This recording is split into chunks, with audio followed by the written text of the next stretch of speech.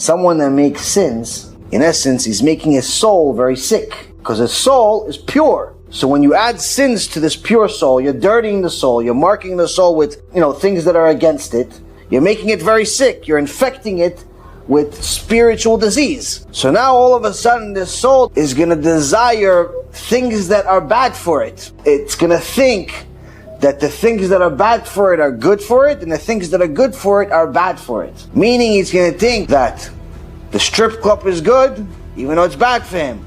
The girlfriend is good, even though it's bad for it. Going to a mixed wedding is good, even though it's bad for him. Eating not kosher, good, but it's bad for all these things are bad, but that's what he desires only. Because his soul is sick. And the things you want to tell him, listen, come to Shiur Torah. No, it's 9 o'clock, it's late. Yeah, but you go to sleep at 3 o'clock in the morning anyway. No, okay, well, why don't you do tefillin today? Nah, it's tough. I'm not really into it. Why don't you keep Shabbat? No, that's too much for me. All the things you tell him to do something that's good for him, all of a sudden he's like rejecting it like it's poison. The Rambam says, when people are ill, their senses are confused and they taste the sweet as bitter, bitter as sweet.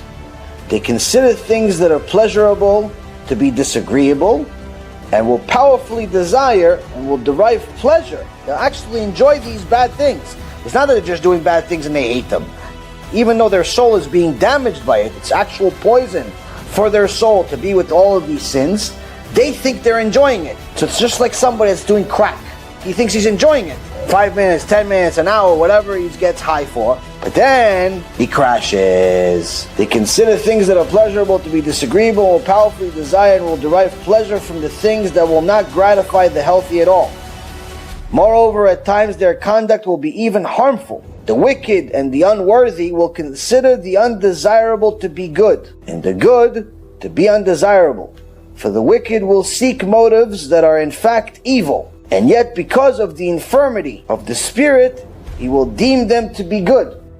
When an ill person becomes aware of his illness, when somebody finally wakes up and realizes, okay, I'm sick. In the analogy, it's proper for those who have spiritual ailments to seek out the wise. Someone that's spiritually sick, has been sinning his whole life, finally realized there's a God. Finally realized that in order to have shlom bayit, you have to be loyal to your wife. Finally realized if you want success in life, you have to be honest in your business. Finally realized that if you want to have good kids, you have to teach them Torah. Finally realized these things. Someone that finally realized that he's sick, he's spiritually sick. He can't stop wasting seed. He can't stop violating Shabbat. He can't stop gambling. It's hard for him. So what does he do? Seek out the wise who heal souls. Just like there's a doctor for medicine, for your body, there's a doctor for your soul. Aseh lecharav. Seek out the wise who heal souls, who will warn them against the evils that they consider to be good, and will heal them through the activities that heal the character traits of the soul. This wise person that learned Torah already for a few years, 10 years, 5 years, 2 years, whatever he learned, a lot more than you. He's going to tell you a bunch of things you don't like to hear. He's going to tell you can't go to the clubs anymore. He's going to tell you that you have to stop eating shrimp, even though it's your favorite food.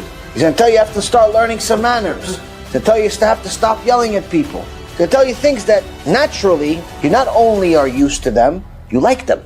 You like going to the casino and playing like a high roller. Everybody gives you kavod, you come in, they start a table for you. So here, he's not telling you that, listen, all of a sudden, you're gonna start hating money and liking Torah. No, he's telling you, you're gonna actually like these sins that you're making. You like the non-Jewish girlfriend, the non-Jewish boyfriend, you like the shrimp, you like the pig. All of those things you like, you still have to stop because they're bad for you. And only a wise man can tell you that. Wise in Torah. Wise man meaning he's davuk LaHashem. He's glued to Hashem. He doesn't care about your money. He doesn't care about your opinion. He doesn't care about your feelings. He cares about your future. He cares about your neshama. Even if it hurts you. In the beginning, he knows it's going to benefit you in the long run.